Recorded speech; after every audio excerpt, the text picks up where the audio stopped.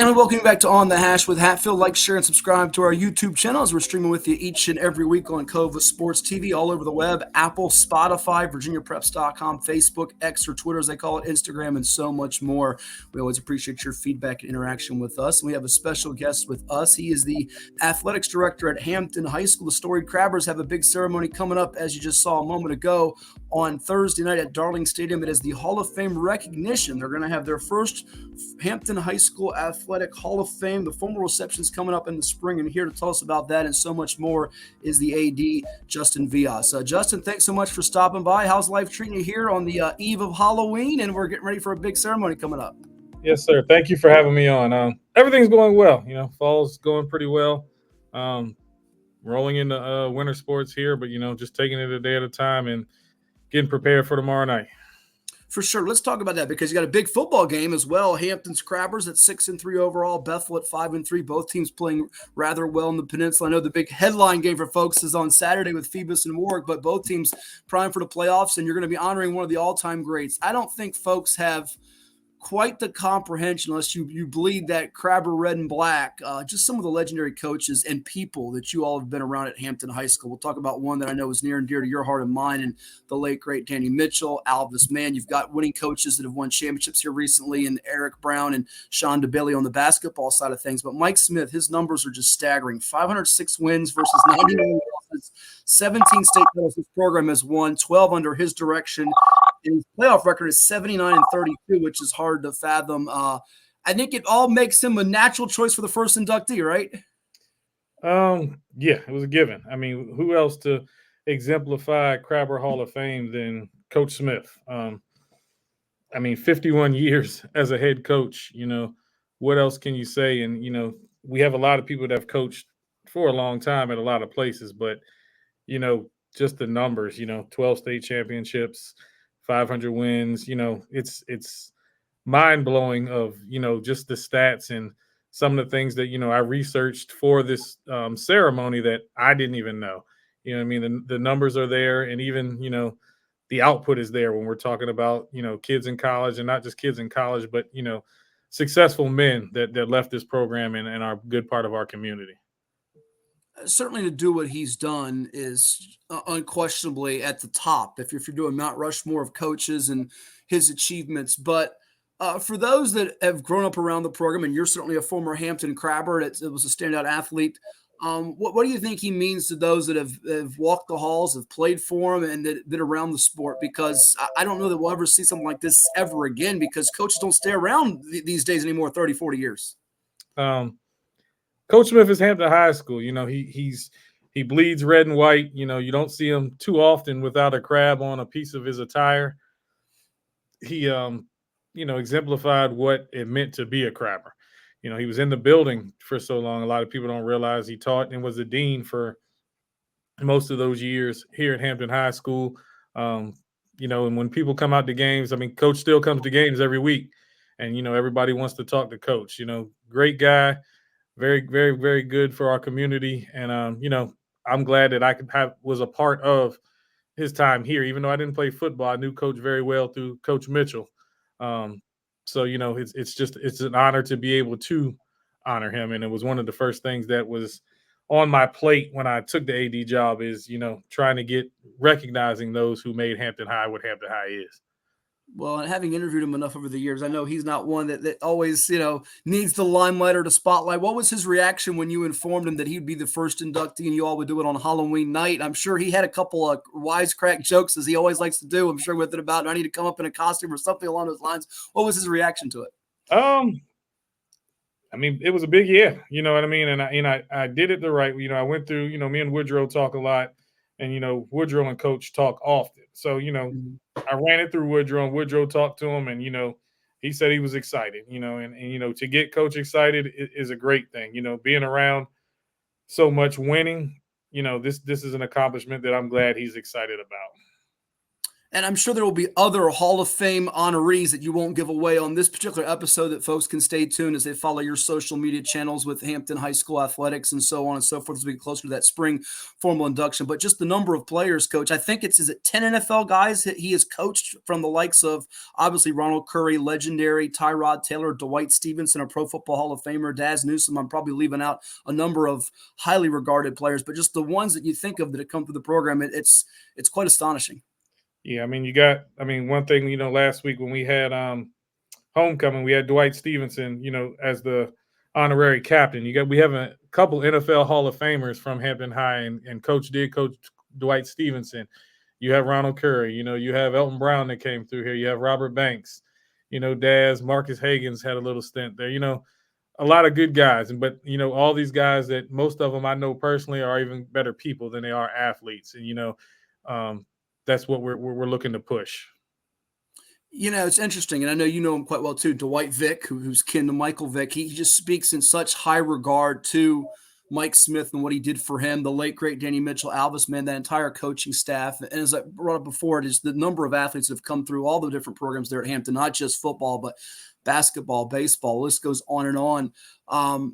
You still hear about some of these players that were greats from. They almost get teary-eyed when they talk about it because they just know how special a time it was. Certainly Hampton in the 90s, Phoebus in the 2000s. The football in the peninsula there is quite storied. And what's sort of your favorite memories? I know growing up, you certainly probably look forward to, even though you were the baseball guy, which we'll get to in a second, those Friday night games were always special. Well, yeah, and I was here, I started coming to Hampton football games in middle school, and that was Ronald Curry's era. So, every game was an experience. It wasn't, you had to get there early. You had to buy your ticket during the school day. It was a big thing to go to a football game. And one thing we have around here is something we call crabber pride. And, everyone that comes through here realizes, it's something different. And we've had teachers come in here that worked at other buildings. And it's just, either we're up or we're down. It's still a positive attitude here, and we still know what we have going for us, and we know what we've done, that we're looking forward to do again. So the kids have something to look forward to, and they have something to measure. I told Vic when I did his podcast not too long ago, those guys made it hard on our football team. It's almost, if it's not a state championship, what did we do? And, we're working back towards that. We're doing pretty good on that rebuild, and, I'm looking forward to the future. For sure. Woodrow Wilson's got himself a fine football team with Marcus Chapman, your young quarterback, leading the way. I had a chance to see the guys a couple of times. Looking forward to Thursday night as it's going to be the Mike Smith Hall of Fame recognition. He's the first one. They have the formal induction in the spring for the entire class for the 2025. Our guest, Justin Vias, the AD at Hampton High School, once upon a time was a standout player. Let's get to that, Justin. Talk about your background a little bit, because you went on to play college baseball. Was it at Norfolk State? Had a couple other stops, and how you got into coaching, because you did follow the late, great Danny Mitchell, who meant so much to all of us, and he was a character and one of a kind. And then you now are the AD. Tell us about your odyssey and journey and coming back to your alma mater. Yeah, I was a baseball player. Coming into high school, baseball was my life. I did it, since I could walk, and got to high school and jumped right in. Coach Mitchell tried to push me to play football. My mama wasn't having it. I played a little basketball, some future league stuff, more recreation for me, but, baseball was the way for me to focus on to get into college. So I did go to Norfolk State. After that, had a little stint at the apprentice school, and I finished up at a small D2 down in St. Augustine. And to get into coaching, when I finished at St. Augustine, I coached there for 2 years as an assistant coach, and then just wanted to move back home.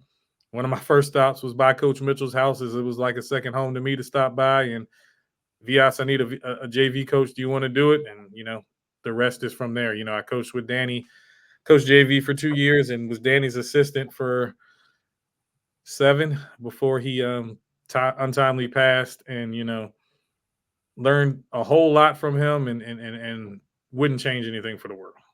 For sure. I'm glad we get to recognize folks like a Coach Smith and some of these coaches. You mentioned Danny Mitchell. Two people that I miss so dearly that were certainly real treasures for us on the reporting side of things, covering it, were a guy like Danny Mitchell and Ben Moore, the late great, you remember him, basketball coach at Warwick and Menchville. They were always so genuine, and you could just see their passion and love for what they did.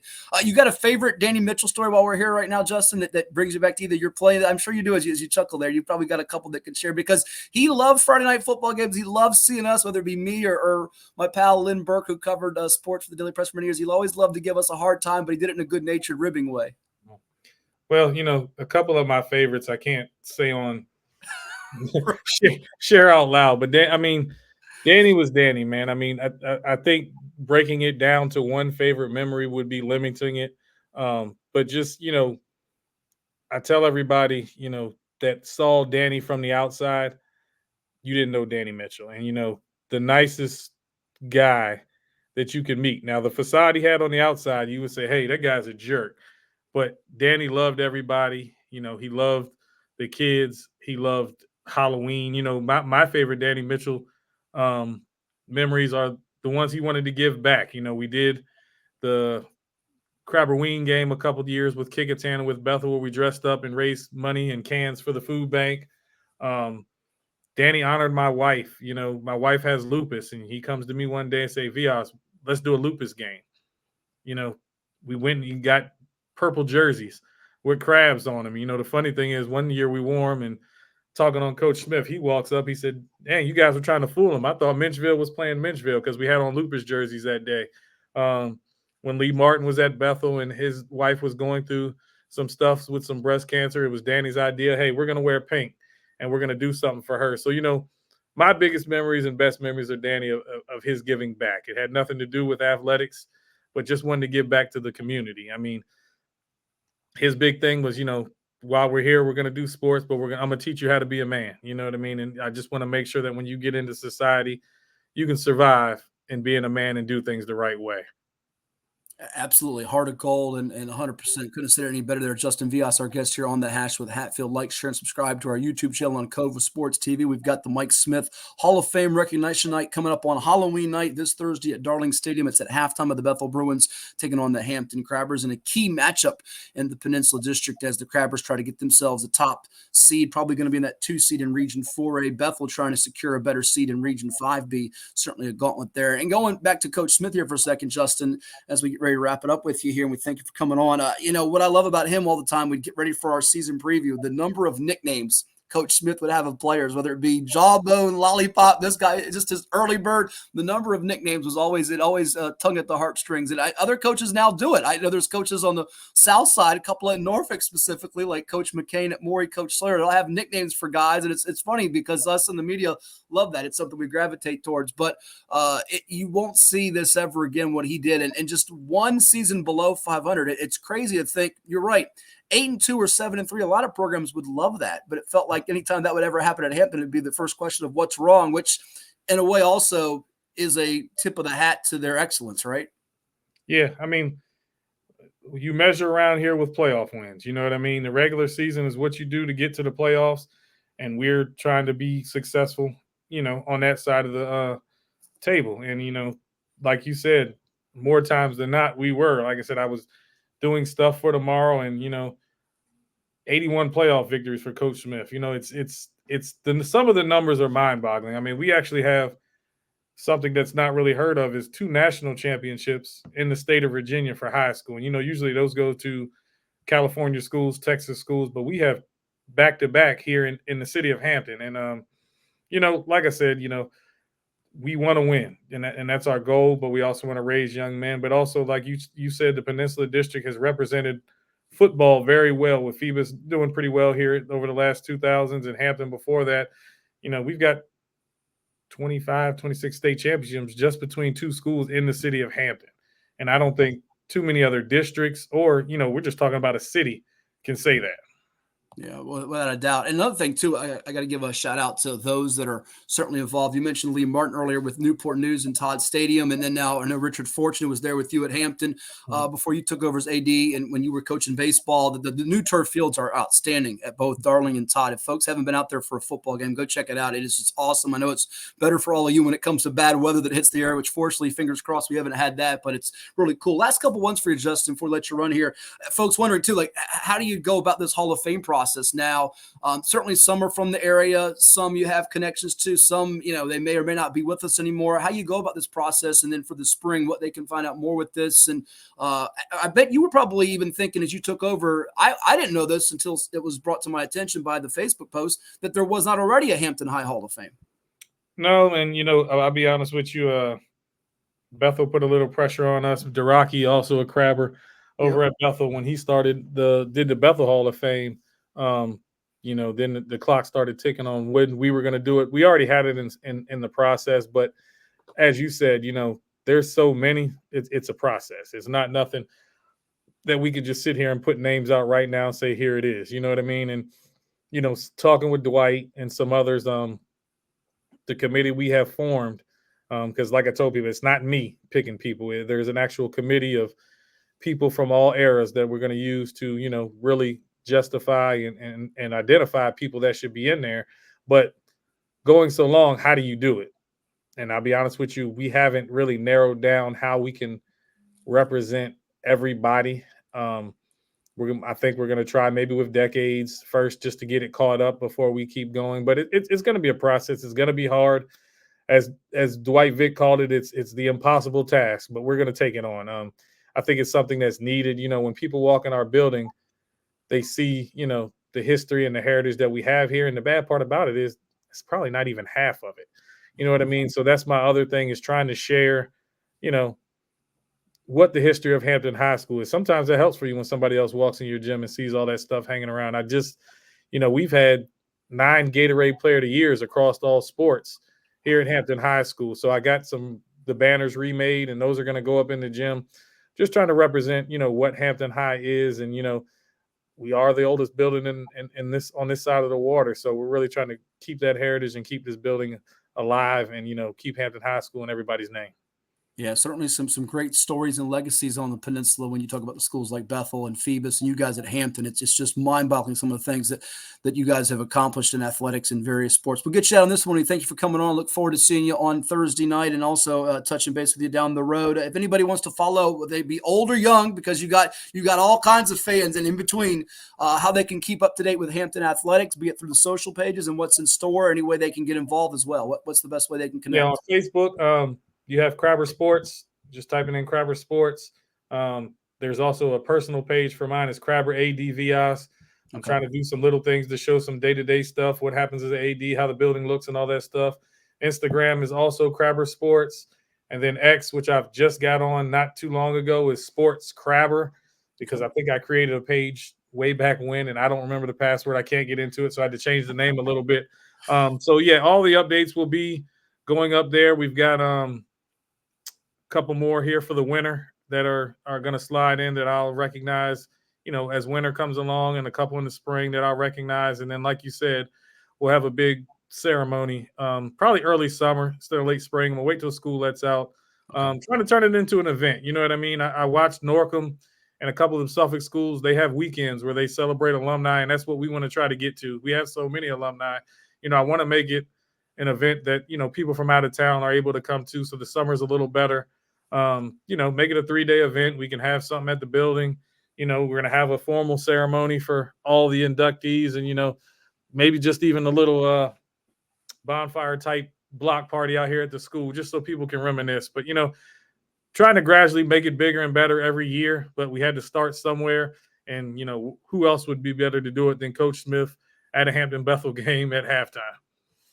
Yeah, it's as good as it gets. He's the dean of coaches with 500-plus wins, 12 state championships, records and numbers that will never be touched. And we like to say in sports, records are made to be broken. I'm not sure his are going to get broken, at least while we're all alive.